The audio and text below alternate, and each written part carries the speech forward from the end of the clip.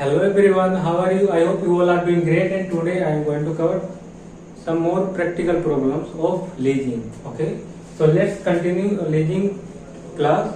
So in last class I discussed about buy versus leasing versus buy. Okay, so today I am going to cover a question related to buy versus leasing. Okay, देखो क्या लिखा है इसमें, the Olsen company has decided to acquire a new truck. अब एक Olsen company है, उसने decide किया न्यू ट्रक परचेज करने के लिए। ओके, परचेज करने के लिए डिसाइड किया है। वन अल्टरनेटिव टू क्या लिखा, one alternative is to lease the truck 4 year. Period कितना हो गया, पीरियड है 4 year.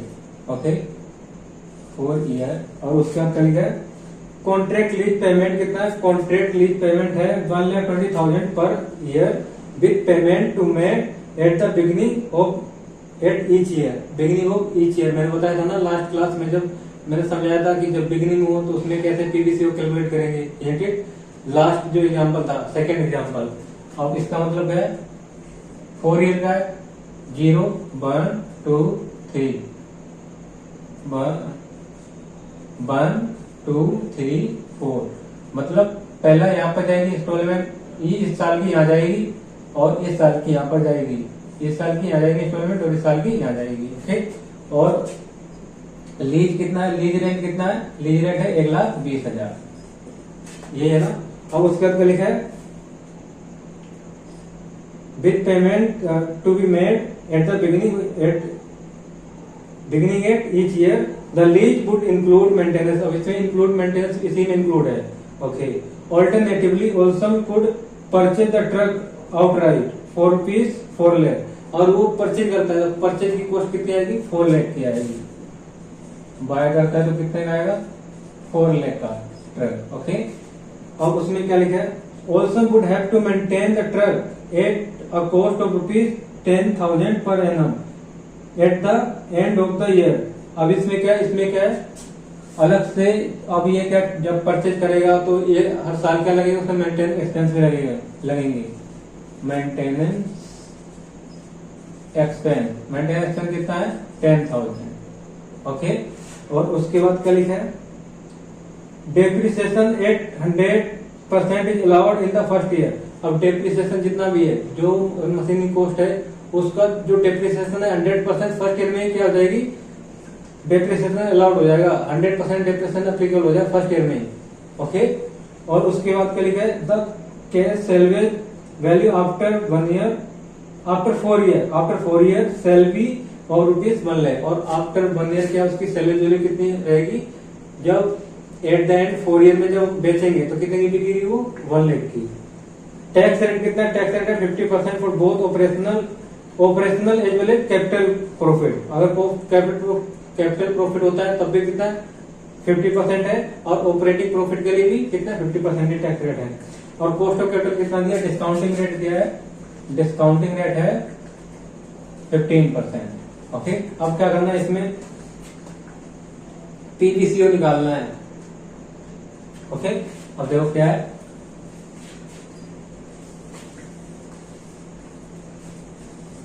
Calculation of PVCO.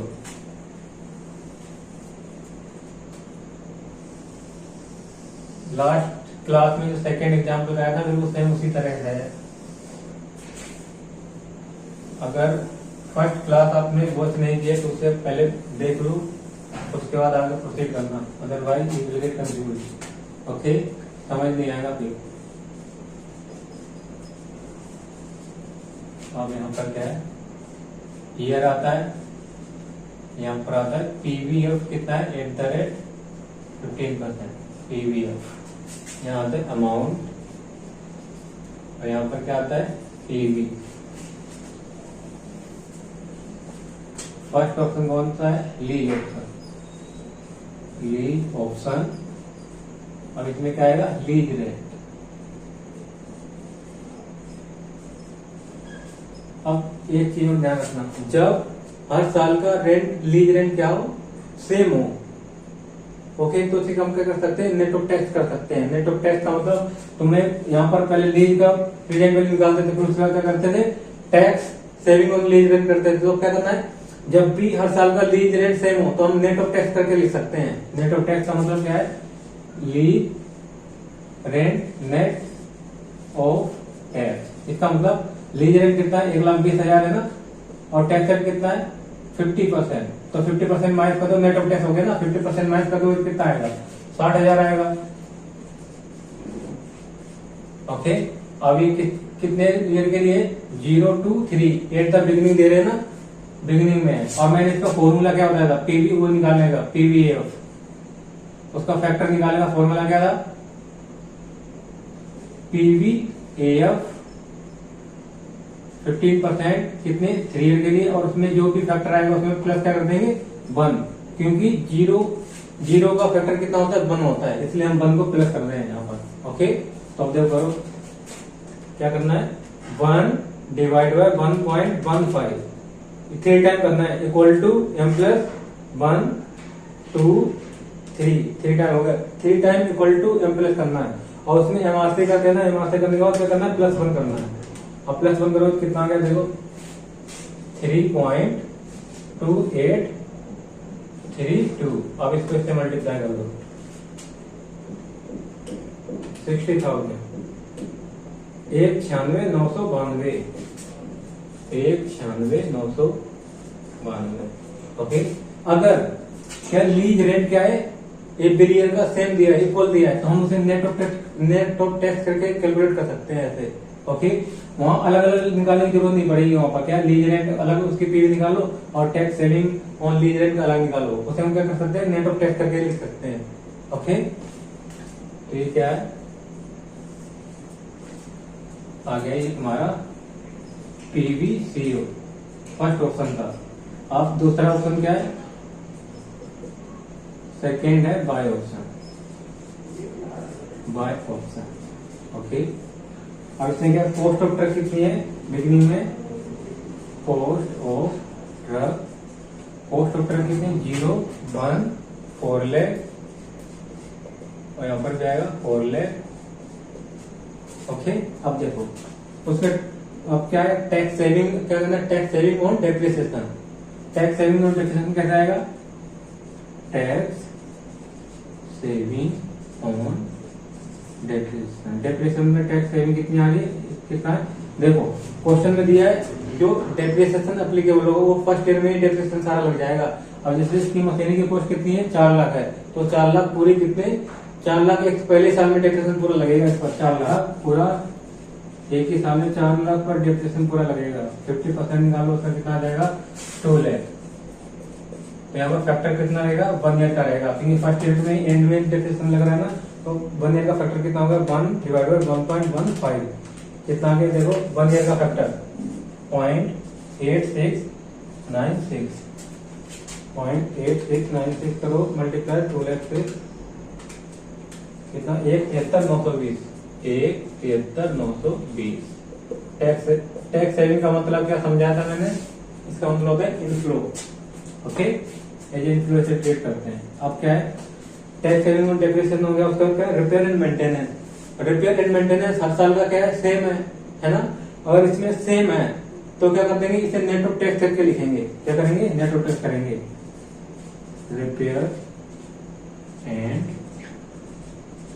Maintenance 10,000 है ना, 10,000 का नेट ऑफ टैक्स करो 50%, ठीक है, 1 to 4 आएगा। अब यहाँ पर कितना आएगा, 1 to 4, क्योंकि एक्सपेंस क्या है, एंड ऑफ द ईयर है। ओके, अब देखो एंड ऑफ द ईयर तो 1 to 4 हो गया ना, तो इसका निकालो 1 to 4 का फैक्टर निकालो, 1 divide by 1.15 equal to m plus 4 time करना है, equal to m plus 4 time करना है, और एमआरसी कर देना है। 1 हो गया, 2 3 4 और एमआरसी कर दो, तो कितना का 2.8550, और इसका आप कितना आ गया 50% 5,000। ओके, अब ये आउटफ्लो है, टैक्स को माइनस कर दिया, और जो नेट आउटफ्लो आ गया ना, कितना आ गया 5,000 इंटू में 2.8550, ये आ गया 14,275, 14,275। ओके, आप क्या करेंगे, आप निकालो, ये हो गया टैक्स सेविंग हो गया, रिपेयर एंड मेंटेनेंस हो गया। अब क्या बचा इसमें, टर्मिनल वैल्यू। टर्मिनल वैल्यू देखो कैसे निकलेगी, टर्मिनल वैल्यू, टर्मिनल वैल्यू का वो बना लो, working on terminal value, calculation of terminal value. अब देखो सेल कंसिडरेशन कितना है, 1 लाख है। ओके, अब कैपिटल गेन हम क्या करते हैं, माइनस करते हैं। हमने डेप्रिसिएशन कितना है, पूरा 100% रिटर्न ऑफ कर दिए, कब, फर्स्ट ईयर में ही कर दिए, तो उसकी बुक वैल्यू क्या बची होगी, 0 बची होगी। ठीक है, तो क्या आ जाएगा, और हम कैसे निकालते हैं, सेल्स कंसिडरेशन में से बुक वैल्यू को माइनस करते हैं और जो आता है उस पर टैक्स अप्लीकेबल कर देते हैं। तो इसका मतलब 1 लाख ही बिकेगी और बुक वैल्यू तो 0 है। ओके, अब इस पर कितना निकलेगा, 50%। तो ये क्या है, कैपिटल गेन आ रहा है, तो कैपिटल गेन आया तो क्या आ गया, ये आउटफ्लो हो जाएगा, तो इसे लेस कर दो। अब ये कितना आ गया, 50,000 टर्मिनल वैल्यू। ओके, अब यहाँ पर टर्मिनल वैल्यू कितने, 4th ईयर का निकाल, देखो 50,000।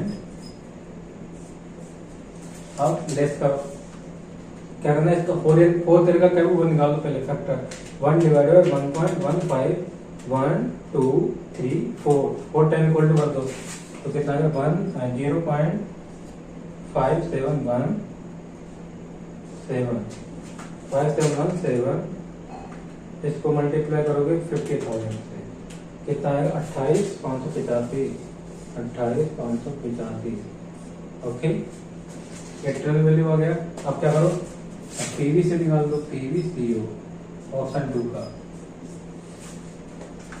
4 लाख डिवाइड बाई 173,920, 173,920 और प्लस में 14,275 और माइनस 28,585, 28,585, यह है 2,11,770,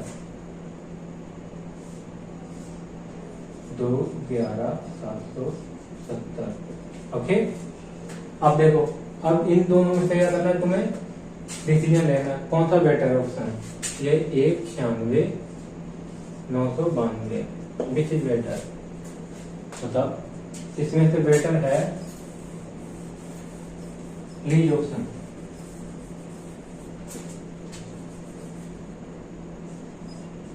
lease option is better due to lower PVCO. Okay, तो लीज ऑप्शन क्या बेटर है, क्यों, क्योंकि इसमें पीवीसीओ क्या है, लोअर है, इसमें कम प्रेजेंट वैल्यू आउटफ्लो हो रहा है। ओके, तो ये आपका इसका क्वेश्चन ओवर हो गया, बाय एंड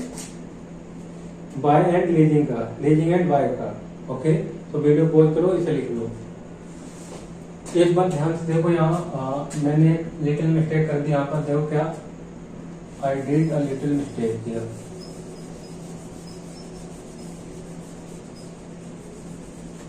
अब देखो, इसे मिटाना पड़ेगा।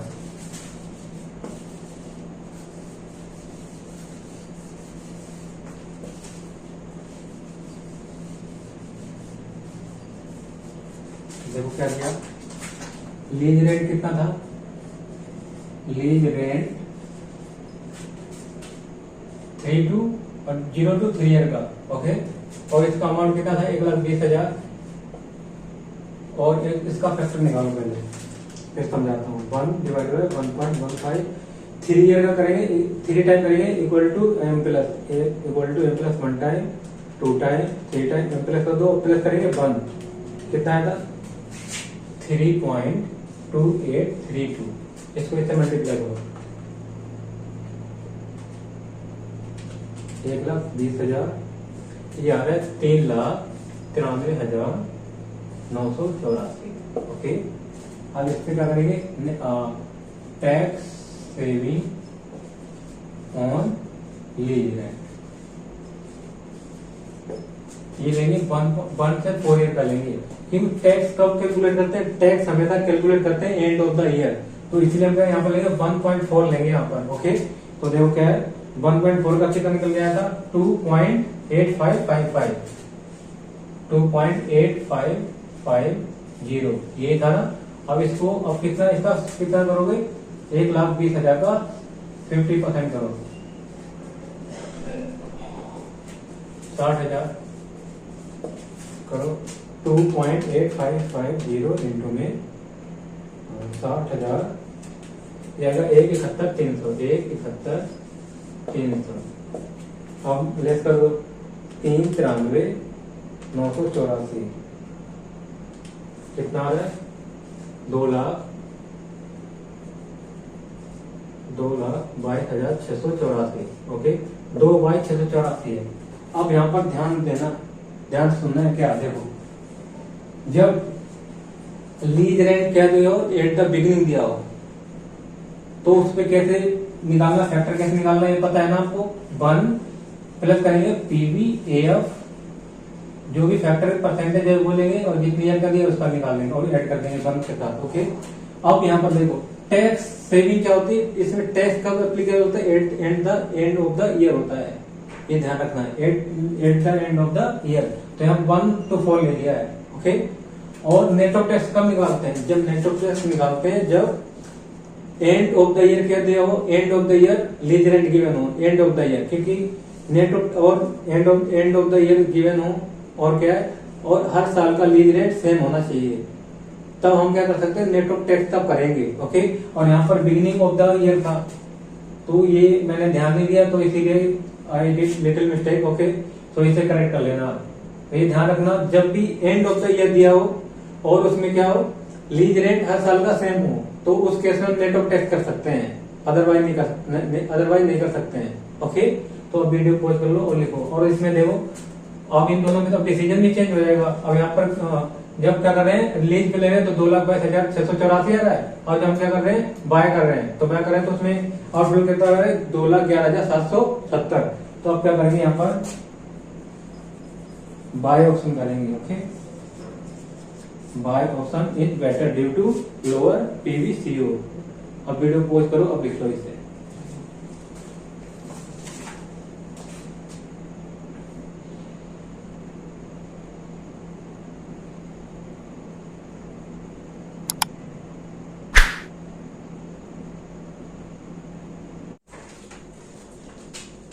नाउ अब क्या है एक question is enough for loan versus buy, क्योंकि उसमें से क्वेश्चन ज्यादा नहीं आते हैं एग्जाम में। सो अब क्या करेंगे, अब नेक्स्ट प्रोसीड करते हैं। नेक्स्ट है लोन वर्सेस लीज। अब करेंगे loan versus lease, it mean operating lease versus financial lease.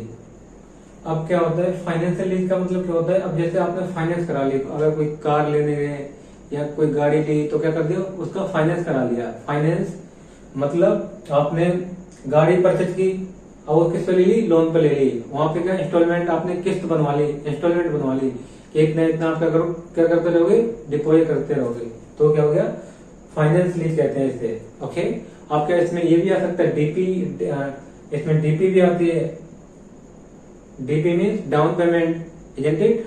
और क्या इसमें अब जब बात आएगी फाइनेंस लीज में, फाइनेंस लीज में क्या होता है इसमें ownership and of the year, जब एंड ऑफ द ईयर जब आखिरी जब पेमेंट इंस्टॉलमेंट होती है उसे पे कर देते हैं, तो क्या होता है इसमें जो ओनरशिप है वो किसके बाद ट्रांसफर हो जाती है, जो उसे फाइनेंस लीज पे लेता है। ओके, तो ये ध्यान रखना है। बट और लीज रेंट में क्या होता है उसमें जिस जब तक पीरियड एंड होता है तो उसके बाद असेट्स किसके पास चली जाती है, लेसर के पास। और लेसर कौन होता है, जो असेट्स को देता है लीज पर। ओके, उसमें ओनरशिप ट्रांसफर नहीं होती है। और इसमें क्या है, और इसमें एक तो और क्या है डेप्रिसिएशन। अब इसमें क्या है जब आप फाइनेंस लीज पे लोगे तो उसमें डेप्रिसिएशन का भी बेनिफिट मिलेगा आपको। ओके, बेनिफिट हो गया। और फाइनेंस पे लोगे तो उसमें इंस्टॉलमेंट क्या होगी, इंस्टॉलमेंट बनवाओगे आप, जब इंस्टॉलमेंट बनाओगे तो उसमें क्या होता है उसमें इंटरेस्ट भी इंक्लूड होता है इंस्टॉलमेंट में। और इंटरेस्ट पर क्या है टैक्स की सेविंग होती है। जब टैक्स की सेविंग होगी तो उससे क्या होता है कैश इनफ्लो होगा, इजंट इट। तो इसमें क्या करना है, इसमें आपको यही कैलकुलेट करना है, प्रेजेंट वैल्यू कैश आउटफ्लो कैसे कैलकुलेट करते हैं। ओके, अब यहाँ पर क्या डिसीजन लेना, या तो तुम्हें लीज पे लेना चाहिए, आई मीन लीज पे लेना चाहिए, या फाइनेंस लीज पे लेना चाहिए। फाइनेंस का मतलब लोन लो पहले और फिर गाड़ी को परचेज करो, लोन लेके गाड़ी को। ओके, तो अब इसे क्या है, एग्जाम्पल के थ्रू समझते हैं, और इसमें से क्वेश्चन आते हैं सबसे ज्यादा। ओके, बाय और लीज में उसमें से ज्यादा नहीं आते, सबसे ज्यादा क्वेश्चन ये पूछे जाते हैं, तो इसमें इसे अच्छे से करेंगे। ओके, अब इसमें देखो क्या लिखा है, एक एग्जांपल के साथ करते हैं। क्या देखो, कॉस्ट ऑफ असेट्स कितनी है, 1,20,000, लाइफ है 3 ईयर, सैलरी वैल्यू कितनी है 30,000, और क्या डेप्रिसिएशन एसएलएम बेसिस पर है, और टैक्स कितना है @30%, और लीज रेंट कितना है, अगर लीज रेंट दे रहे हैं तो कितना है 55,000 पर एनम। जब सिर्फ पर एनम लिखा हो, ना कोई एंड द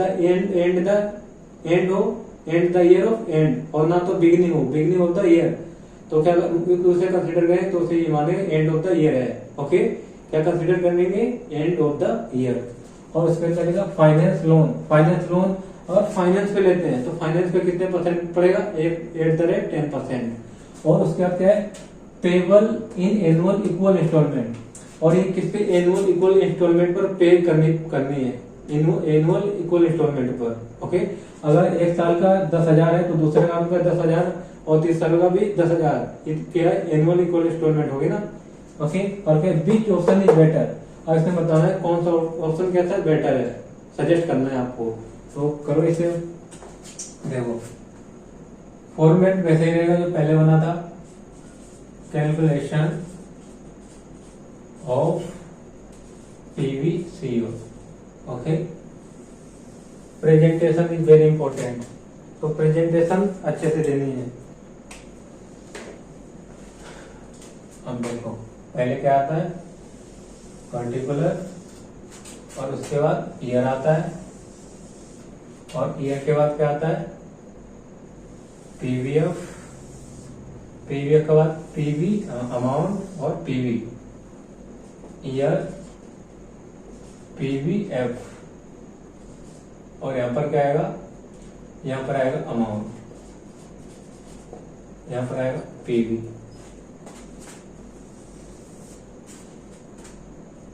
अब क्या आएगा, यहाँ पर्टिकुलर, और वन मोर थिंग, क्या देखो, अब यहाँ एग्जांपल में कहीं पर हो दिया डिस्काउंटिंग फैक्टर कितना है, यहाँ पर दिया फिर लोन का परसेंटेज, लोन कितने, इंटरेस्ट रेट कितना लगेगा।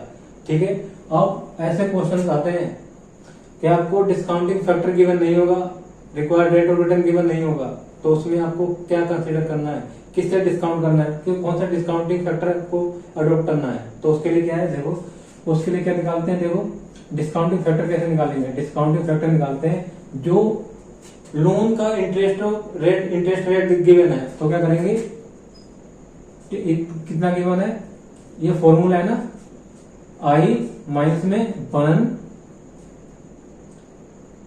मल्टीप्लाई, आई ब्रैकेट में 1 माइनस में टैक्स कर दो, देखो कितना आ रहा है, इंटरेस्ट रेट कितना है, इंटरेस्ट रेट 10%, और क्या 1 माइनस में टैक्स कितना है 0.3, और ये कितना आ जाएगा 7%, तो कितना है, डिस्काउंट फैक्टर कितना है 7% आया है। ओके, क्या इसे क्या निकालते हैं, जब हम पहले उसमें पढ़ते हैं cost of capital, cost of equity, तो उसमें निकालते थे कॉस्ट ऑफ डेट, तो ये क्या है, कॉस्ट ऑफ डेट निकल गया है, इसी को क्या हम कंसीडर करें, इसी को कंसीडर करेंगे डिस्काउंटिंग फैक्टर। ओके, पीवीएफ निकालने के लिए, तो जब भी क्वेश्चन में क्या गिवन ना हो, डिस्काउंटिंग फैक्टर गिवन ना हो, और सिर्फ इंटरेस्ट रेट गिवन हो, तो उसका डिस्काउंट फैक्टर ऐसे निकालते हैं। क्या फॉर्मूला है, आई ब्रैकेट में 1 माइनस में टी, और क्या करना है, फिर उसको जो आया उससे मल्टीप्लाई कर दो, 10% था ना, 10%, और मल्टीप्लाई कर दो कितना, इंटरेस्ट, आई मतलब इंटरेस्ट। ओके, और टी फॉर टैक्स, टैक्स को माइनस कर दिया, तो ये आ गया ना, तो ये डिस्काउंट फैक्टर कितना आएगा यहाँ पर 7%। ओके, अब देखो ऑप्शन 1 क्या था, ऑप्शन 1 है लीज रेंट। लीज रेंट कितना, देखो 55,000 है ना, लीज रेंट कितना है 1 to 3 ईयर, इसका फैक्टर निकालो 1 to 3 year, 1 divide by 1.07 divide equal to आएगा equal to M plus 1 time equal to M plus 2 time equal to M plus 3 time और क्या करना है एमआरसी कर दो। कितना आ गया 2.6243। ओके, अब लीज रेंट कितना है 55,000। कर दो इसे, इसको इससे मल्टीप्लाई करो 55,000 तो कितना आएगा 144,336। अब इसमें से लेस कर दो tax saving on lease rent 55,000 और फिर टैक्स सेविंग कितनी है 30%। तो 30% कितना आएगा 2.6243 और 30% निकालो 55% का 30% है 16,500। 16,500 इसको इससे मल्टीप्लाई करो 2.6243 ये आएगा, ये आया है 43,301 43,301।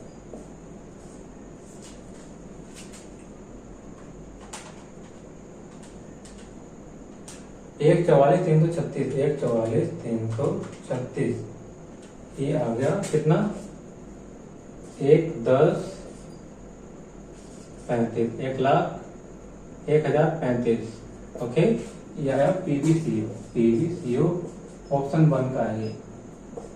अब सेकेंड ऑप्शन देखो, सेकेंड ऑप्शन में क्या है by option, bye means finance, by option दिया है ये ऑप्शन लोन ऑप्शन, इसे बोल दो लोन ऑप्शन। लोन लेके आपने असेट परचेस किए तो लोन ऑप्शन हो गया ना। अब यहाँ पर क्या आएगा, यहाँ पर इंस्टॉलमेंट आती है इंस्टॉलमेंट। अब इंस्टॉलमेंट पहले कैलकुलेट करनी पड़ेगी, एनुअल इक्वल इंस्टॉलमेंट कैसे कैलकुलेट करते हैं देखो, उसका फॉर्मूला क्या है एनुअल इक्वल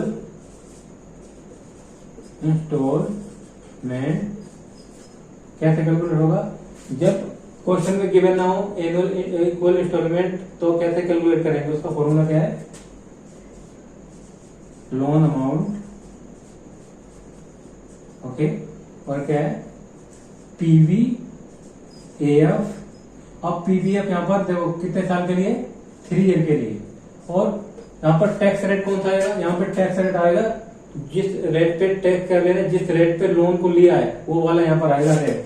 तो कितने पे लिया 10%। ठीक है, और यहाँ पर डिस्काउंटेड फैक्टर कौन सा है 7 वाला, यहाँ 7% वाला वहां चलेगा।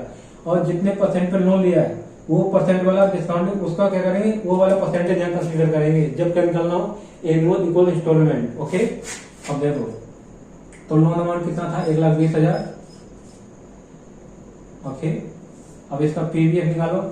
पीवीएफ कैसे निकलेगा 1 divide by 1.1 equal to M plus 1 time equal to M plus 2 time equal to M plus 3 time. 3 time हो गया, उसका एमआरसी कर दो तो कितना निकल गया है इसका 2.4868। ठीक है, अब इसको डिवाइड करो कितना 1,20,000 डिवाइड बाय 2.4868 कितना आ गया ये 48,255। 48,255 इसका मतलब हर साल कितना कितना देना पड़ेगा, हर साल देना इक्वल कितना है 48,255 48,255। ओके, अब यहाँ पर लिखो क्या आएगा इंस्टॉलमेंट इंक्लूडिंग इंटरेस्ट। अब यहाँ पर इंटरेस्ट क्या है इंक्लूड हो रखा है। अब ये जो इक्वल इंस्टॉलमेंट है उसमें इंटरेस्ट भी तो इंक्लूड होगा ना, तो वही यहाँ पर लिखा है इंक्लूड इंटरेस्ट। ओके, कितना है 1 to 3 ईयर और फैक्टर यहाँ पर कौन सा रहेगा, यहाँ 7% वाला रहेगा। इसका मतलब 2.6243। ओके, और यहाँ पर कितना निकल गया था एनुअल इक्वल इंस्टॉलमेंट 48,255।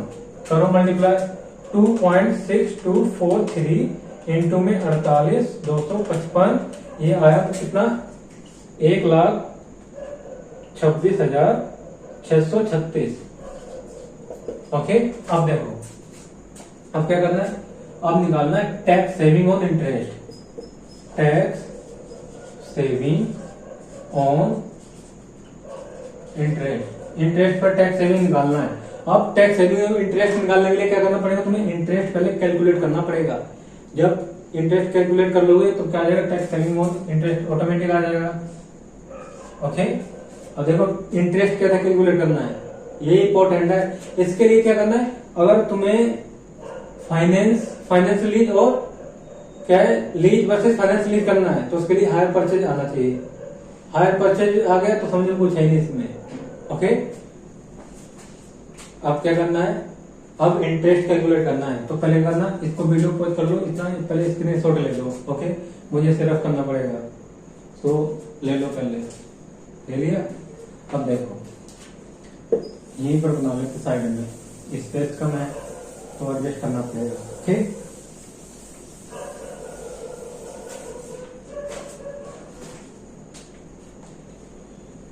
अब क्या करना है, अब कैलकुलेट करना है टैक्स सेविंग ऑन इंटरेस्ट। पहले कैलकुलेट कर लेते हैं इंटरेस्ट, कैलकुलेशन ऑफ इंटरेस्ट। अगर अच्छे से आपने क्या कर रखा होगा हायर परचेज, तो कुछ है ही नहीं इसमें कैलकुलेट करने के लिए। ओके, देखो क्या आएगा, पहले ईयर लेते हैं, ईयर 0 1 2 3, उसके बाद करेंगे इंस्टॉलमेंट, उसके बाद आएगा इंटरेस्ट, इंटरेस्ट आ गया। इंटरेस्ट के बाद आएगा क्या आएगा, प्रिंसिपल अमाउंट, प्रिंसिपल अमाउंट। अब क्या आएगा, आउटस्टैंडिंग बैलेंस। ओके, अब क्या करना है,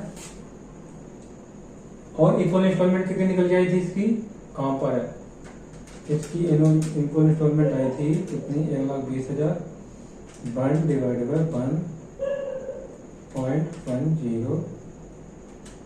1 2 3 2.48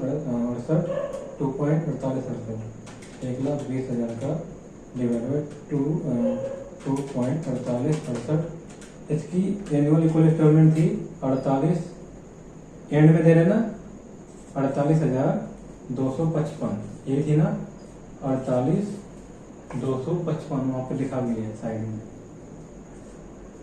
48,255। ये तो एनुअल इंस्टॉलमेंट आ गई, जीरो में कुछ नहीं आएगा।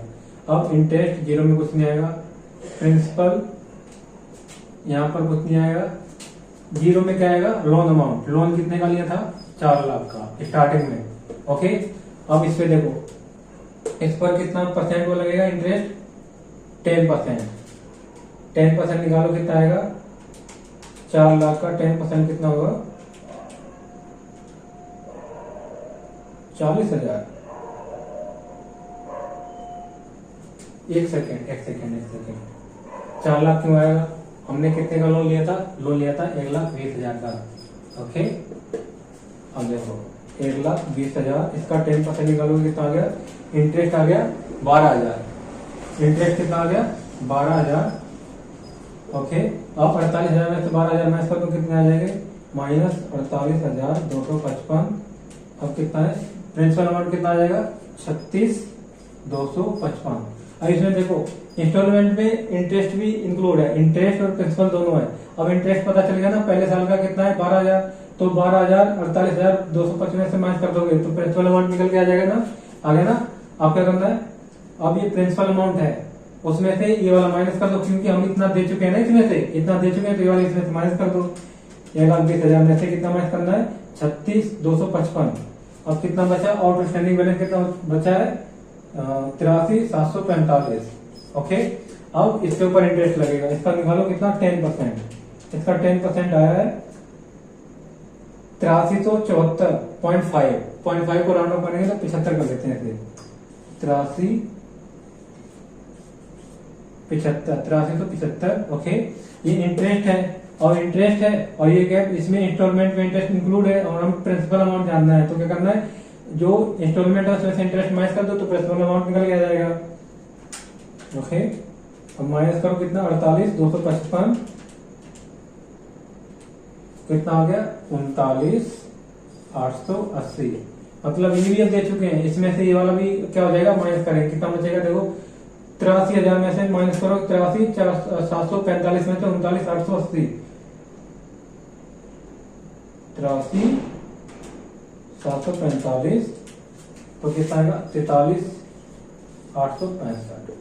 अब ध्यान से सुनो, ध्यान से सुनना है, क्या देखो अब लास्ट में क्या बचा, ये बच गया क्या है प्रिंसिपल अमाउंट आउटस्टैंडिंग, और ये क्या बचा यहाँ पर 48,255 इंस्टॉलमेंट। अब यहाँ पर क्या करते हैं, यहाँ पर परसेंटेज नहीं लगाना, कितना परसेंट है, लाइक यहाँ पर 10% से एप्लीकेबल नहीं, जो बैलेंसिंग फिगर आएगा एंड में जो बैलेंसिंग फिगर होगा इन दोनों के बीच का वही इंटरेस्ट होगा। ओके, यहाँ पर 19-20 का फर्क आएगा। ओके, क्यों आता है, क्योंकि इसमें क्या है, अब इसमें राउंड ऑफ की वजह से आएगा। ओके, 5, 6, 7 रुपए इतना फर्क आएगा, इतना भी 100 भी आ सकता है। ओके, तो क्या करना है, एंड में हमेशा इन दोनों के बीच का जो गैप है उसी को इंटरेस्ट मानेंगे। ठीक है, तो इन दोनों के बीच का गैप कितना है देखो 48 में से इतना माइनस करो, 48,255 में से 43,865 को माइनस करो, कितना आएगा 4390। ओके, 4390, तो ये कितना आ जाएगा 43,865। अभी आउटस्टैंडिंग बैलेंस नहीं रहा। ओके, खत्म हो गया ना। अब क्या ये इंटरेस्ट आ गया ना, ये इंटरेस्ट कहां पर, ये इंटरेस्ट है। ओके, तो ये पहले क्या करना है, तुम्हें इंटरेस्ट भी कैलकुलेट करना पड़ेगा ऐसे, और क्या करना है, अब इसको देखो पहले वीडियो पॉज करो और इसका स्क्रीनशॉट ले लो, क्योंकि मुझे ये फिर से रफ करना पड़ेगा। ओके, लो जल्दी से, आई होप आपने स्क्रीनशॉट ले लिया होगा। ओके, मैं अभी हाफ रफ कर देता हूँ इसमें।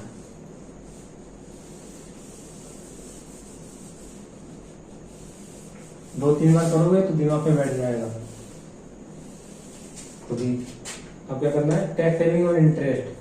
टैक्स सेविंग और इंटरेस्ट फर्स्ट टाइम में कितना है 12,000 का इंटरेस्ट है ना, ये देखो 12,000, और इस पे कितना 30% की सेविंग होगी इस पर। ओके, और दूसरे साल पे कितना है, दूसरे साल में 8375, तो इसमें कितने परसेंट टैक्स सेविंग हो 30%। अब इसके बाद कितना है 4390 है, थर्ड ईयर में उसका 30% टैक्स सेविंग होगी। ओके, अब निकालो, इसमें से इसका इसमें करो, कितना आएगा 12,000 का 30% आएगा 3600, इसे माइनस करेंगे। अब इसमें भी करो 8375 इंटू में 30%, ये आएगा 2512.5 है, तो 13 करेंगे 2513। अब उसके बाद करो 4390 इंटू में 30%, ये आया 1317।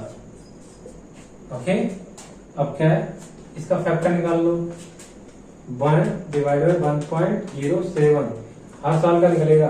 फर्स्ट ईयर का कितना है देखो 0.9346, अगले साल का निकालो सेकेंड ईयर का, इसका आएगा 0.8734।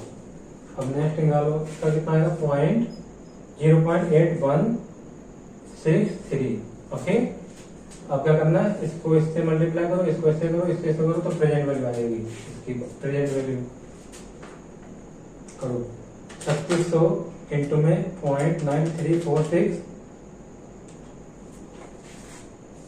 3365 कर दो इसे राउंड ऑफ, और उसके बाद करो 2513 इंटू में 0.8734, ये आएगा 2195। उसके बाद करो 1317 इंटू में 0.8163, कितना है ये 1075।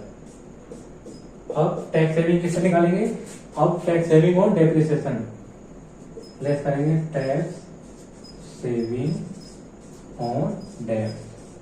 अब डेप्रिसिएशन कितना 1,20,000 की कॉस्ट है उसकी। ओके, और उसमें सैलरी कितनी है 30,000। अब उसको डिवाइड कर दो कितने से 3 ईयर से, तो कितना आ रहा है, और उसका क्या कर देना 30% निकाल दो, जो भी डेप्रिसिएशन आएगा उसका 30% का टैक्स सेविंग आ जाएगा।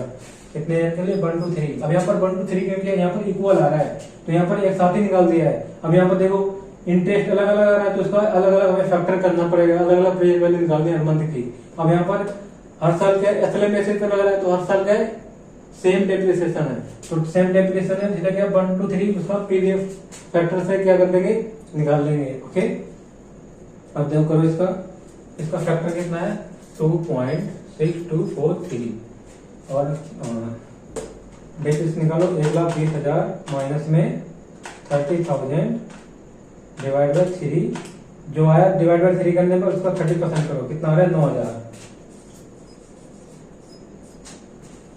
तो उसको मल्टीप्लाई करोगे तो मल्टीप्लाई करो 2.6243, इसका आएगा 23,619 23,619। ओके, अब क्या निकालना है टर्मिनल वैल्यू।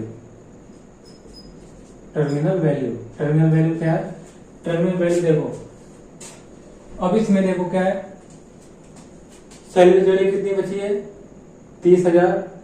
ओके, और टर्मिनल वैल्यू क्या है, टर्मिनल वैल्यू देखो सेल कंसिडरेशन कितना है 30,000 का, और बुक वैल्यू भी कितनी बची है देखो 1,00,000, मतलब कैपिटल गेन निकालेंगे, और हमने माइनस में क्या है, ये सैलरी वैल्यू ये है उसकी बुक वैल्यू है, और वही क्या है सैलरी वैल्यू है इसमें। ओके, क्या है इसमें देखो उसकी बुक वैल्यू कितनी है, ये बुक वैल्यू है, ये उसकी सेल्स कंसिडरेशन है, तो क्या हो जाएगा सैलरी वैल्यू भी यही है, तो क्या है 30,000 माइनस में 30,000 करोगे इंटू में 30% करोगे तो 0 आएगा ना, तो टर्मिनल वैल्यू कितनी बची है, टर्मिनल वैल्यू बची है 30,000। ओके, ये ध्यान रखना। अब यहाँ पर देखो कितने थर्ड ईयर का लेंगे फैक्टर, थर्ड ईयर का कितना आएगा 1, थर्ड ईयर का कितना है देखो 0.8163, और यहाँ पे कितना आएगा 30,000, मल्टीप्लाई करना है 30,000 इंटू में 0.8663 कितना है 24,489, 24,489। अब करो तो इसका इसमें माइनस करो 1,26,636 1,26,636 minus 3,365 minus 2,195 minus 1,075 minus 23,619 minus 24,489 कितना आ रहा है 71,893। ओके, इसमें पीवीसीओ कितना आ रहा है, पीवीसीओ आ रहा है, अगर क्या कर रहे हैं फाइनेंस पे कर रहे हैं तो उसमें 71,893।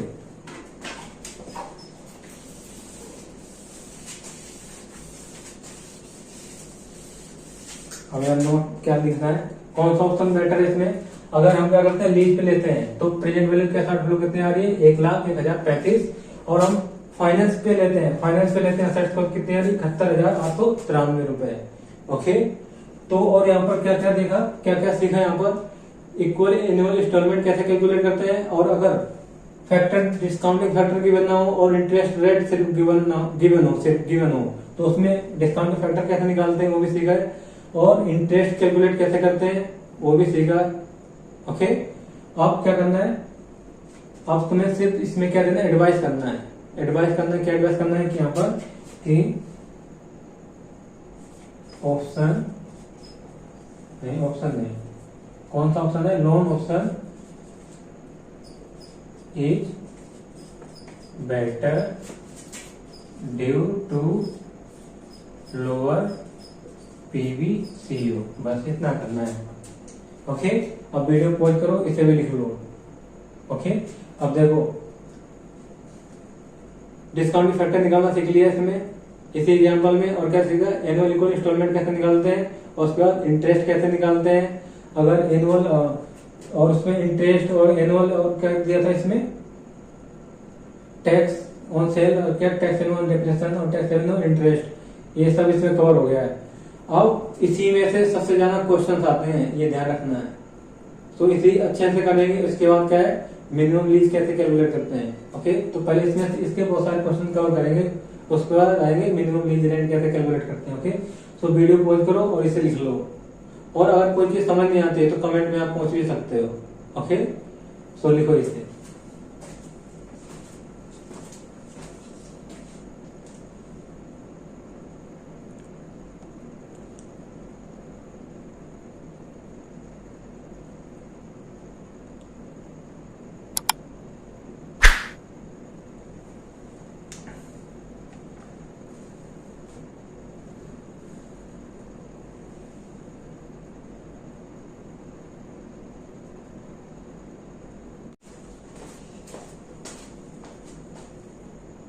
So I think it is enough for today class. Okay, so from tomorrow, I mean from next class, I am going to cover a lot of practical problems related to operating lease as well as financial lease. Okay, also I am going to cover practical problems of semi-final study material and extra questions from my side. Okay, so if you like this video, do like, share and subscribe. Till then, bye bye and take care.